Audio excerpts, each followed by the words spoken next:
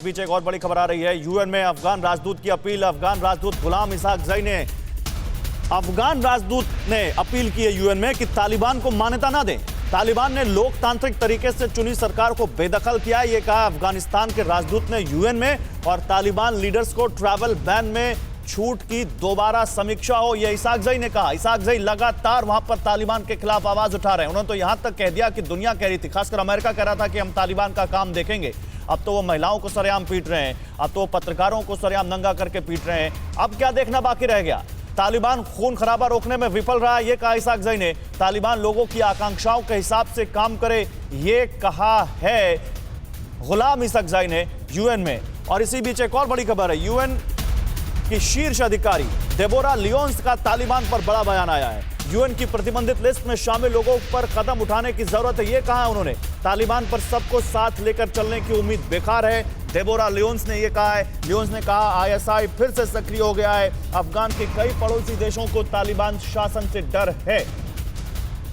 तो तालिबान का टेंशन, चिंता में यूनाइटेड नेशन या कम से कम कुछ वो देश जो तालिबान को बिल्कुल नया संगठन नहीं मानते और वो जानते हैं कि तालिबान बिल्कुल वैसा है जैसा 1996 से 2001 के दौरान हमने देखा। और तालिबान से कोई भी इंसानियत की, मानवाधिकार की या आगे बढ़ने की कोई उम्मीद करना बेकार है। तालिबान कैसे यहां पर यूएन में निशाने पर आया, देखिए। तालिबान सरकार के कई नाम यूएन के प्रतिबंधित लिस्ट में हैं। जैसा कि मैंने आपको बताया, अमेरिका भी कई को आतंकवादी मानता है। प्रतिबंधित की लिस्ट में कदम उठाने की जरूरत है, यह कहा है लियोन्स ने। और कहा कि तालिबान से सबको साथ लेकर चलने की उम्मीद करना बेकार है।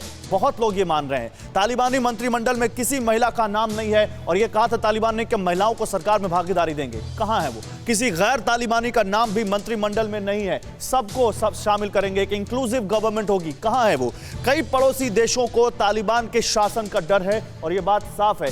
सुरेश सर, अब मैं आपके पास आऊंगा। डिप्लोमेसी को अच्छे तरीके से समझते हैं आप जानते हैं कि कैसे यूएन में कही गई बात का क्या वजन होता है। जब अफगानिस्तान के राजदूत कह रहे हो कि तालिबान वहां पर लोगों पर जुल्म ढा रहा है, दुनिया इसको देखे। और जब यूएन में दूसरे देश और यूएन में बड़े लेवल पर यह बात उठे, तो क्या दुनिया में यह मैसेज जाएगा या यूएन में जो बात कही जाती है उसको देश अपने हिसाब से इंटरप्रेट करते हैं?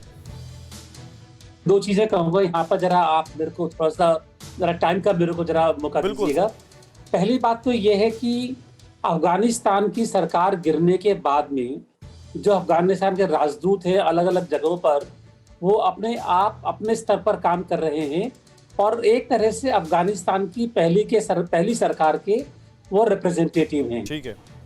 तो जो यूएन में अफगानिस्तान के राजदूत साहब ने बोला है, वो भी उन्होंने अफगानिस्तान की पहली वाली सरकार की कैपेसिटी में बोला है। वहां पर अफगानिस्तान में अब कोई सरकार इस समय नहीं है, अगर हम तालिबान को सरकार नहीं माने। ठीक। तो इस समय में जब मैं यूएन में 3 साल काम कर चुका हूं और अपनी मैं उस नॉलेज के बेसिस पर यह कहता हूं कि जरूरत यह है कि इस टाइम पर यूएन, क्योंकि यूएन से भी विरोधाभास हुआ है।